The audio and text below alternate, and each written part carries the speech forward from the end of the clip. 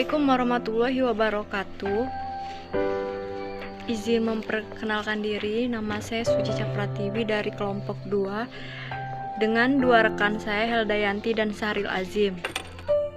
Di sini kami ingin mempresentasikan kelompok kami yang berjudul Makalah tentang Konsep Harta dalam Islam. Pengertian harta secara etimologi, bahwa pengertian harta adalah sesuatu yang dibutuhkan dan diperoleh manusia, baik berupa benda yang tempat seperti emas, perak, binatang, tumbuh-tumbuhan maupun yang tidak tampak, yakni manfaat seperti kendaraan, pakaian, dan tempat tinggal. Jadi berdasarkan pengertian tersebut, bahwa sesuatu yang tidak dikuasai oleh manusia bukanlah harta yang dimiliki orang tersebut. Sedangkan harta menurut ulama Hanafiyah adalah segala sesuatu yang naluri manusia cenderung kepadanya dan dapat disimpan sampai batas waktu yang diperlukan. Sedangkan menurut Rahmat Safei, bahwa kedudukan harta pada manusia ada 3 hal, yaitu 1. Harta sebagai fitnah, 2. Harta sebagai perhiasan hidup, 3. Harta untuk memenuhi kebutuhan dan mencapai kesenangan. Adapun fungsi harta dan menurut Rahmat Safei adalah 1. Kesempurnaan ibadah mazah seperti sholat memerlukan kain untuk menutup aurat, 2. Memelihara dan meningkatkan keimanan dan ketakwaan kepada Allah, 3. Meneruskan estafeta kehidupan agar tidak meninggalkan keturunan yang lemah, 4. Menyelaraskan antara kehidupan dunia dan akhirat. 4. Pembagian harta. Menurut fuqaha, harta dapat ditinjau dari beberapa segi. Maka harta terdiri dari beberapa bagian, yaitu tiap-tiap bagian memiliki ciri tertentu dan hukumnya sendiri pula.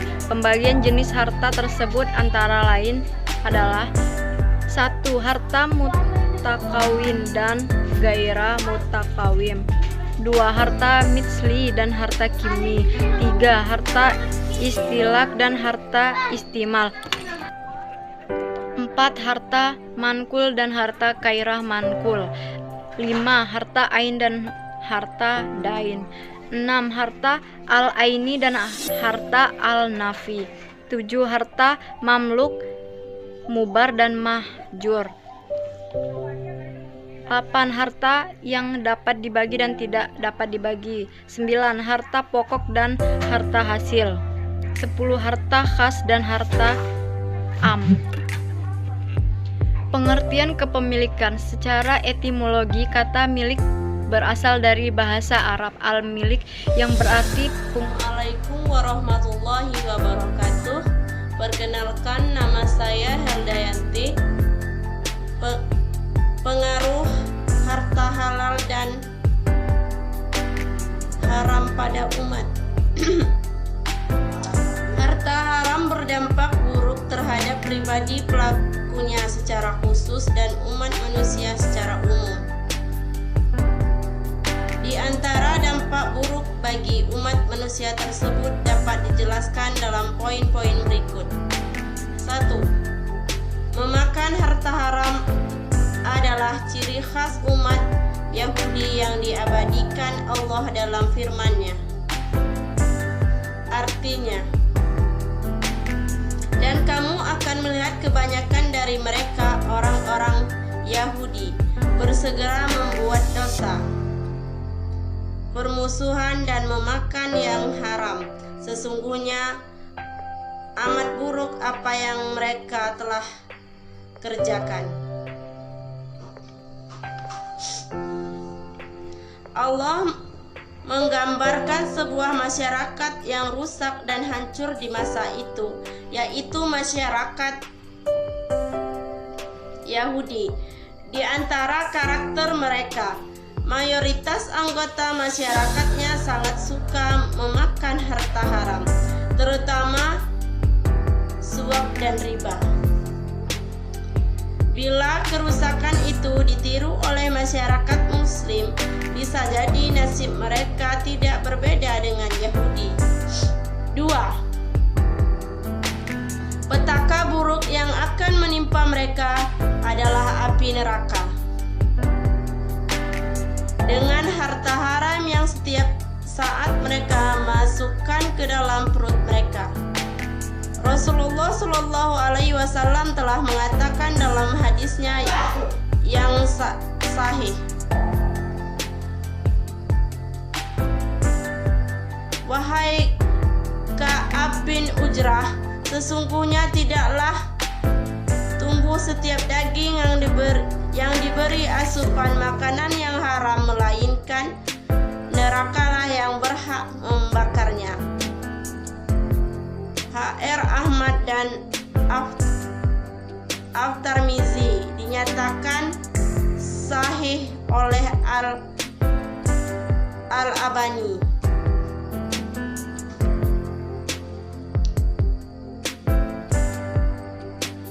Ancaman ini amat menakutkan orang yang yakin akan kebenaran sabda Rasulullah Shallallahu Alaihi Wasallam.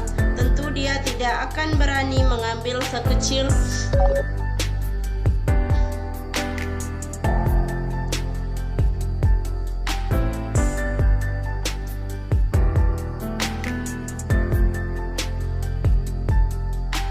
apapun harta haram. Tentu dia tidak akan tega membawa seculik pun harta haram pulang ke rumahnya lalu menyuapkannya ke mulut istri dan anak-anaknya, karena hakikatnya adalah api neraka yang diberikannya kepada mereka. 3. Harta haram adalah penyebab kehinaan, kemunduran serta kenistaan umat Islam saat ini. Rasulullah Shallallahu Alaihi Wasallam bersabda, apabila kalian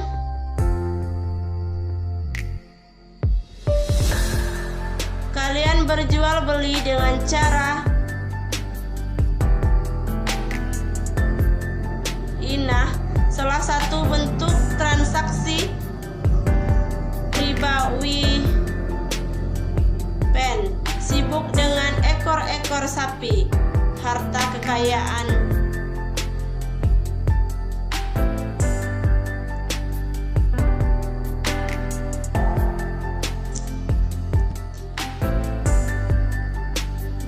rida, sibuk dengan bercocok tanam dan meninggalkan jihad, niscaya Allah akan menjadikan kalian dikuasai oleh kehinaan. Tidak ada diangkat kehinaan tersebut sampai kalian kembali kepada syariat agama kalian. HR Abu Dawud dinyatakan sahih oleh Syekh Al-Albani. Dalam hadis di atas, Rasulullah Shallallahu Alaihi Wasallam menjelaskan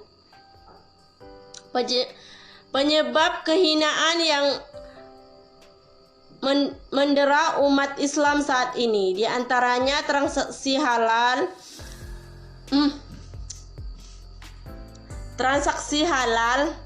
haram maksudnya,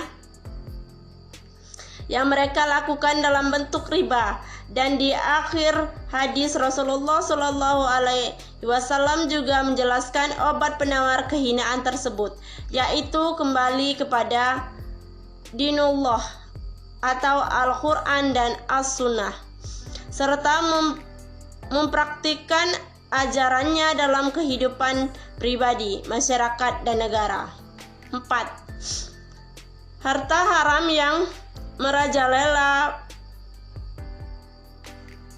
pertanda azab akan turun menghancurkan masyarakat di mana harta haram tersebut merebak. Rasulullah bersabda, artinya apabila perzinahan dan riba merajalela di suatu negeri, sungguh mereka telah mengundang azab Allah untuk menimpa mereka. HR Al-Hakim. Menurut Syekh Al-Albani, derajat hadis ini hasan li khairihi. Maka jangan ditanya apa penyebab datangnya bencana silih berganti menimpa suatu negara. Itu semua berasal dari dosa-dosa yang dilakukan oleh masyarakatnya sendiri, yang diantaranya adalah mereka memakan harta yang diharamkan Allah. Assalamualaikum warahmatullahi wabarakatuh. Perkenalkan, nama saya Saril Azim, saya dari kelompok 2. Menurut Taqiyuddin An-Nabhani, sebab kepemilikan harta dalam Islam antara lain: 1. Bekerja dengan cara menghidupkan tanah mati, menggali kandungan bumi, berburu, mengkelar atau samsara, perseroan antara harta dan tenaga atau muhlarabah, mengairi lahan pertanian atau masakot, dan kontrak tenaga kerja atau ijarah. 2. Warisan, kebutuhan akan harta yang menyambung hidup. Maksudnya, bila seseorang tidak mampu mendapatkan harta karena alasan syara, maka ia mendapatkan harta untuk bertahan hidup dari negara. 4. Pemberian harta negara kepada rakyat, artinya rakyat diberi harta oleh negara, Baitul Ma'al. 5. Harta yang diperoleh tanpa kompetensi, harta atau tenaga, misal hibah, hadiah, barang-barang temuan, dan lain-lainnya. Kedua pendapat tersebut di atas menunjukkan persamaan bahwa pada prinsip individu untuk memperoleh harta haruslah dengan bekerja atau cara-cara yang lain yang diperbolehkan oleh syara. Jadi bukan menurut kehendak dan kemauan masing-masing individu. Pendapat lain, yakni Ibrahim Lubis, menyatakan bahwa sebab-sebab manusia memperoleh harta antara lain melalui cara: 1. Perdagangan, 2. Pertanian, 3. Perindustrian, 4. Bangunan. 3. Prinsip-prinsip kepemilikan harta. Pemilikan harta sebagaimana yang telah diuraikan di atas mempunyai prinsip-prinsip yang bersifat khusus. Prinsip tersebut berlaku dan mengandung implikasi hukum pada sebagian jenis pemilikan yang berbeda pada sebagian pemilikan yang lain. Prinsip-prinsip tersebut antara lain: 1. Pada prinsip milk ain atau pemilikan atas benda, sejak awal diserta dengan milk al-manfaat atau pemilikan atas manfaat, dan bukan sebaliknya. Maksudnya, setiap pemilikan benda atau harta pasti juga diikuti dengan pemilikan manfaat, tetapi pemilikan manfaat belum tentu diikuti dengan pemilikan harta atau benda. 2. Pada prinsip pemilikan awal pada suatu benda yang belum pernah dimiliki sebelumnya, senantiasa sebagai milik al-tam atau pemilikan sempurna. Hal ini maksudnya dengan pemilikan pertama adalah pemilikan diperoleh berdasarkan prinsip ihraz al-mubahat dan dari prinsip tawallud minal maluk. 3. Pada prinsipnya, pemilikan sempurna tidak dibatasi oleh waktu, sedangkan pemilikan nakis dibatasi oleh waktu. Hal ini maksudnya pemilikan sempurna akan terus dimiliki seseorang sepanjang tidak ada proses pengalihan benda kepada pihak lain. 4. Pada prinsipnya, pemilikan benda tidak dapat digugurkan, namun dapat dialihkan atau dipindahkan pada pihak lain. Wassalamualaikum warahmatullahi wabarakatuh.